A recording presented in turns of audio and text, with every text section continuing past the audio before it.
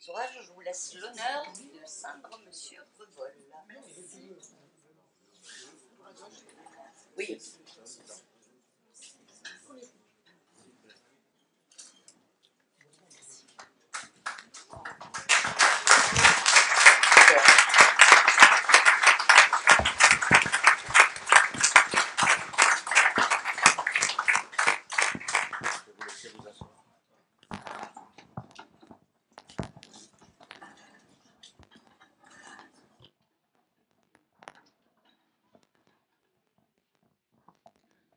J'attends que Madame Ansidei s'installe avant de vous dire quelques mots et de procéder ensuite à la suite de l'ordre du jour.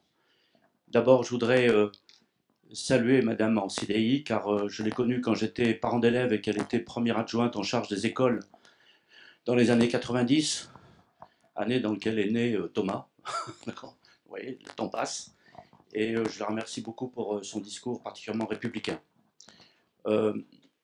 Quelques mots. Tout à l'heure, on m'a demandé si je ne devais pas avoir le trac puisque c'était la 3e fois. Ben, c'est faux, je suis extrêmement ému. Il faudra m'excuser un peu ce soir.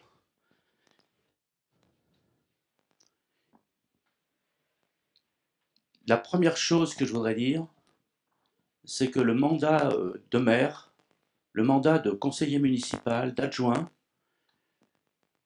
que l'on soit conseiller municipal de la majorité ou de l'opposition, ce n'est pas simplement un engagement citoyen, comme on peut le faire dans une association, dans une mission comme une autre, parfois avec intermittence. Car déjà, la première différence, c'est qu'il n'y a pas d'intermittence.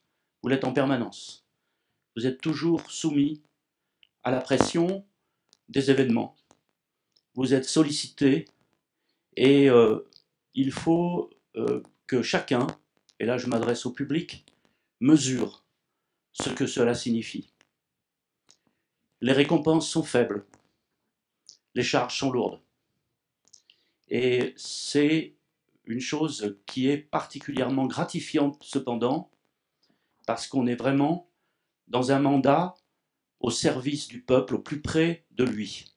Et ce n'est pas par hasard si dans les sondages nationaux, l'institution politique qui est encore respectée, la seule qui est encore respectée, c'est celle de maires et de conseillers municipaux, à plus de 75%, alors que tous les autres mandats politiques sont jugés négativement à plus de 75%. Et cela tient à la proximité des habitants, au fait qu'on les croise tous les jours, et que si un maire reste dans son bureau et ne va jamais voir les habitants, mais il ne reste pas longtemps maire. Voilà, quelle que soit son opinion politique. Donc c'est un mandat, et pas simplement un engagement. Un mandat au service des gens, et pour décider de l'argent public que les gens vous confient à travers l'impôt.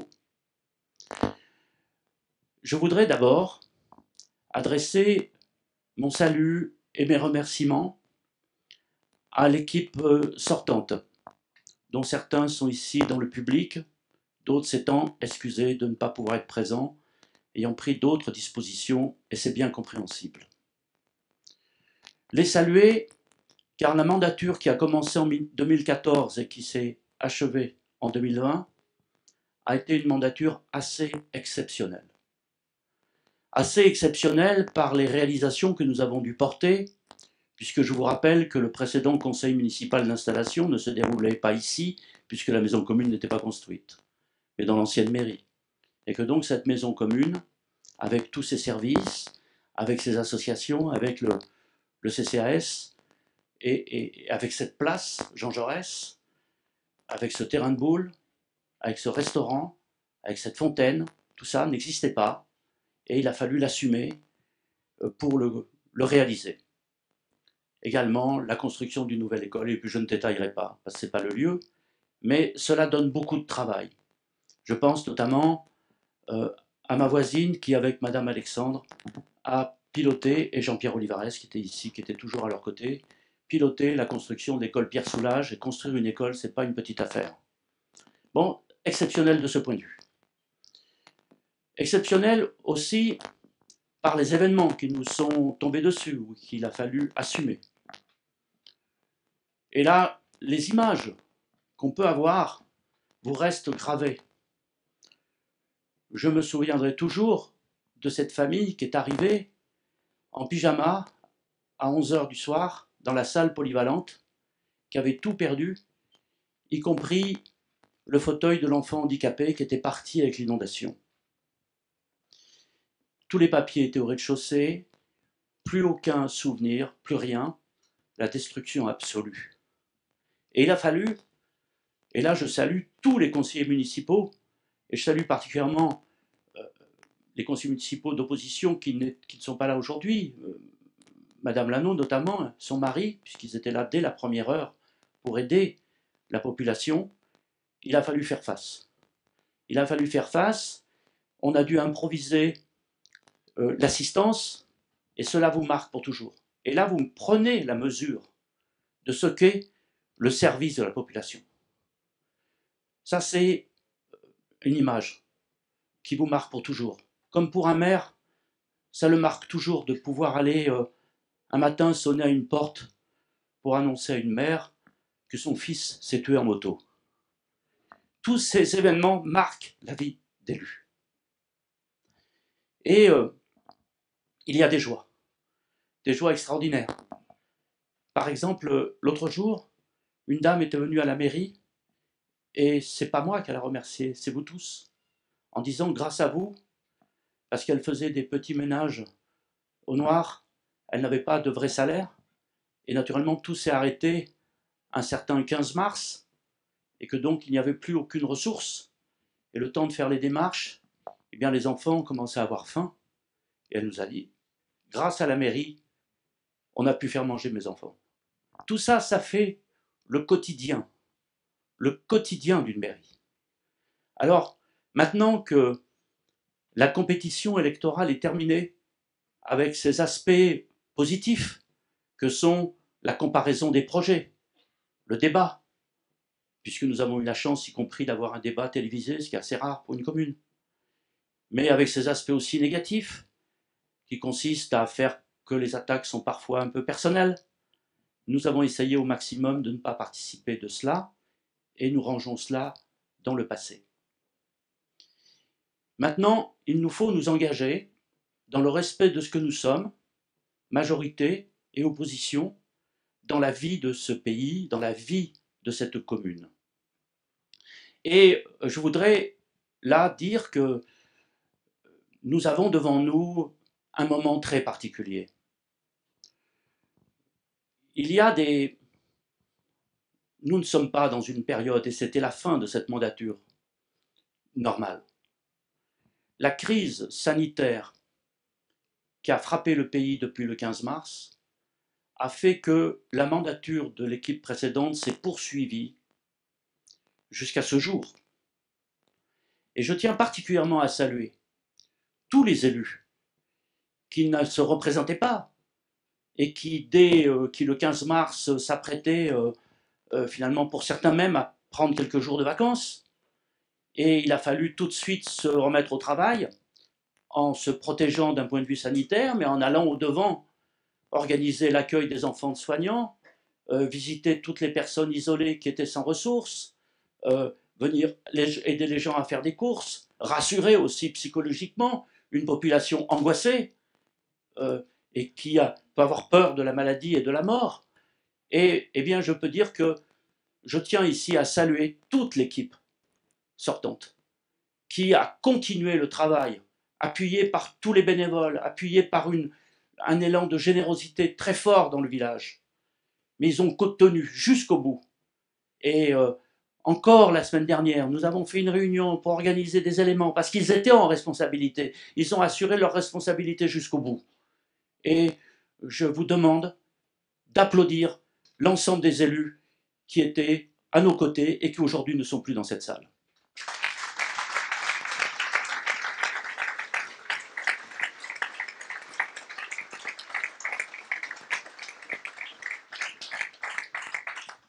je vous disais que nous étions dans un moment particulier puisque nous avons traversé une crise sanitaire qui a des conséquences aujourd'hui économiques, sociales, et puis même sociétales, psychologiques, qui vont être durables. Et les Grecs appellent ça le kairos, c'est-à-dire ces moments où nos actions rentrent en cohérence avec le long terme. Souvent on dit, il y a le quotidien et puis après il y a le long terme. Il y a des moments où vous vivez des instants qui ont du sens pour longtemps. Où vous avez le sentiment de toucher du doigt à travers vos actes une transformation profonde. Nous sommes dans cet instant. On en connaît dans une vie pas beaucoup d'instants comme celui-là. Il est très original, il ressemble en aucun cas aux autres instants qu'on a pu connaître, du même type. Crise sociale, crise générale, voilà, ou guerre éventuellement, que je n'ai pas connue.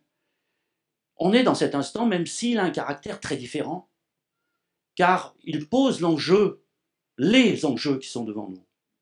Les trois grands enjeux qui sont devant nous. Le premier enjeu, et qui devrait faire consensus, même si on diverge sur les moyens d'y répondre, c'est d'assurer ce qu'on appelle dans notre jargon actuel la transition écologique, et qu'on pourrait qualifier par le fait simplement que l'humanité se décide à changer sa façon d'occuper l'espace pour permettre la survie de sa planète et donc sa propre survie. Et aujourd'hui, cet enjeu est central. Et nous allons nous y mettre. Et comme toujours, au niveau d'une commune, on préfère les petits actes aux grands discours. Et dès mercredi prochain, le programmiste est dans l'école Joseph Delteil, et nous lançons la rénovation thermique de l'école Joseph Delteil. Mais c'est une petite pierre auxquelles devront s'ajouter toutes les initiatives publiques, associatives, privées, qui fassent que nous allions dans cette direction. Donc cette transition écologique, il va falloir qu'on la mène ensemble dans cette mandature, d'une manière énergique, sans reporter au lendemain ce qui peut être fait le jour même. La deuxième chose, et vous allez le voir dès cet été, et on le voit déjà, on le sent déjà, vous avez une montée non seulement des inégalités, mais tout simplement de la pauvreté. On ne peut pas ignorer le fait qu'il y a aujourd'hui 5 millions de personnes privées d'emploi, et que sur ces 5 millions de personnes privées d'emploi, la majorité d'entre eux n'ont qu'une indemnité de chômage et n'ont que les minima sociaux, s'ils arrivent à se justifier pour les avoir. Et on la voit arriver. C'est pour ça qu'il nous faut réfléchir à la façon. Nous ne pouvons pas changer le monde à l'échelle d'une commune, mais nous pouvons commencer à faire les pas pratiques qui donnent envie de changer les choses. Et dès les jours qui viennent, il va falloir qu'on se dispose pour répondre à cette situation et construire ensemble une sorte de bouclier social local qui permet que personne ne puisse passer à travers les trous de la raquette et qu'on puisse protéger tous ceux parmi les plus fragiles dans notre village. C'est pour ça que dès lundi matin, nous lançons notre projet au CCAS d'un été solidaire. Oui, d'un été solidaire. D'habitude, l'épicerie solidaire ferme ses portes l'été.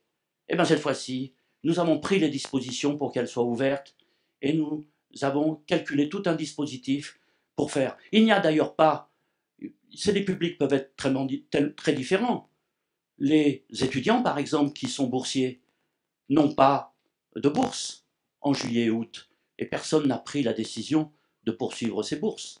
Ils sont donc réduits à zéro. Ils ont moins de 25 ans, ils n'ont droit à rien. Donc il y en a certains qui sont déjà venus vers la mairie, et c'est déjà bien qu'ils aient pensé que la porte était ouverte aussi pour eux. Voilà. Et on va essayer de les accompagner pour les mettre dans tous les dispositifs qui leur permettent de faire face à cette situation.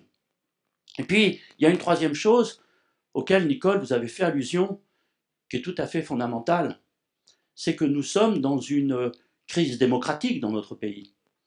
Et cette crise démocratique s'est manifestée lors des dernières élections par l'importance de l'abstention historique depuis 1959 à une élection municipale. Grabel, on est souvent dans la moyenne. Oui, effectivement, la participation correspond à la moyenne nationale. Alors on peut dire il y a des particularités, tout ce que vous voulez. Certes, il y a des explications particulières, mais il y a quand même comment dire, un problème démocratique. Ça ne change rien à la légitimité de notre action. Mais elle doit se mener, cette action, en ayant intégré le fait que 60% des personnes n'ont pas participé à l'élection. Donc il nous faut réfléchir et travailler ensemble pour que la population soit de plus en plus associée à la décision, pas simplement par la communication, mais aussi par le fait qu'ils puissent décider avec nous. La démocratie ne doit pas être simplement représentative. Elle est importante, la démocratie représentative. Ça signifie que, par exemple, il faut qu'on réfléchisse ensemble, ça sera la tâche d'un prochain conseil municipal, comment on améliore le débat au sein du conseil municipal, comment on le perfectionne pour que le conseil municipal fonctionne bien en relation avec la population qui lui a donné un mandat. Mais il faut aussi développer une démocratie participative qui permet à tous ceux qui veulent s'impliquer de pouvoir s'impliquer. C'est pour ça que la première délibération, le premier point qu'on abordera au prochain conseil, c'est la mise en place du comité de suivi citoyen qui devra contrôler et suivre au plus près la mise en place de tout l'aménagement de Gimel, Tuileries de Massane comprises. Et il faut l'installer. Mais il n'y a pas que cela, il y a aussi la mise en place d'un conseil citoyen de la transition écologique, de faire vivre les comités de quartier, de donner la possibilité à chaque groupe de faire que les associations aient un lieu où elles puissent s'exprimer, se coordonner. On aura l'occasion de travailler ces points. Il faut aussi une démocratie participative forte. Mais il n'y a pas que la démocratie participative, il y a aussi la démocratie directe, qui consiste à faire que ce sont les citoyens qui décident. On a à réfléchir aussi à cette dimension. Et si nous menons ensemble ce travail à Grabel, pour remettre les citoyens au centre de la décision, parce qu'après tout, qu'est-ce que c'est la démocratie, sinon le pouvoir du peuple? Demos kratos, le pouvoir du peuple. Eh bien, si nous faisons ce travail assidu dans les 6 années qui viennent, à notre niveau, au niveau le plus humble, nous pouvons contribuer à régler cette crise. Donc voilà, ces quelques mots généraux que je voulais vous dire avant que nous procédions aux autres élections, notamment celles des adjoints. Pour terminer, je voudrais faire référence à une anecdote personnelle auquel je pense souvent et que j'avais un peu gardé pour moi parce que c'était particulier. Mon grand-père, qui était mineur dans les houilles du Dauphiné, et c'est lui qui m'a appris à lire et déchiffrer l'heure, je me souviens, quand j'étais petit, tout ça. Lorsque, dans les années 50, il m'a amené au conseil municipal du village de montagne dans lequel on était, pour que j'observe le conseil municipal, puis ça devait contribuer peut-être à mon éducation civique. Et vous voyez, là, il n'y a pas beaucoup d'enfants, vous auriez pu les amener. Hein. Voilà. Et j'ai regardé avec mes gros yeux d'enfant ce qui se passait, ce truc-là, là, qui est quand même pas bizarre. Je sais que les gosses, quand on fait le conseil communal des enfants, dans les écharpes, attention, ça se les fait. Hein. C'est un côté un peu magique, symbolique, extraordinaire. Et je suis allé voir ça, je me souviens qu'il m'a montré. Et en sortant, je lui ai dit, j'ai demandé à mon grand-père, comment on devient maire? Comment on fait pour être maire? Et il m'a fait une réponse, beaucoup d'affection pour mon grand-père, qui est parti quand j'avais 11 ans. Il m'a fait une réponse, j'ai mis du temps à la digérer, cette réponse. Il m'a dit, c'est pas pour nous. C'est pas pour nous. Il a exprimé, avec ce c'est pas pour nous, il a exprimé cette résignation qui est parfois au cœur du peuple et qui dit finalement, c'est les puissants qui se réservent l'organisation, la direction de la société. Nous, on ne peut pas. On ne peut pas. Et il m'a fallu des décennies pour comprendre qu'il faut faire mentir mon grand-père. Il faut le faire mentir. Ici, je suis heureux que dans ce conseil municipal, il y ait des gens de toutes origines, que vous veniez de tous les quartiers de Grabel, que vous soyez divers, que vous représentez toutes les couches de la société. Oui, toutes les couches de la société sont ici d'une manière ou d'une autre. Et qu'ensemble, nous puissions dire, oui, le peuple peut diriger son destin. Et cette promesse républicaine, cette promesse démocratique, c'est la chose la plus dure à réaliser. Je ne dis pas que nous allons le réaliser. Je dis qu'il n'y a qu'une chose à faire, c'est tendre vers ça. Donner ce pouvoir. Voilà ce que je voulais vous dire. Vive Grabel, vive la République.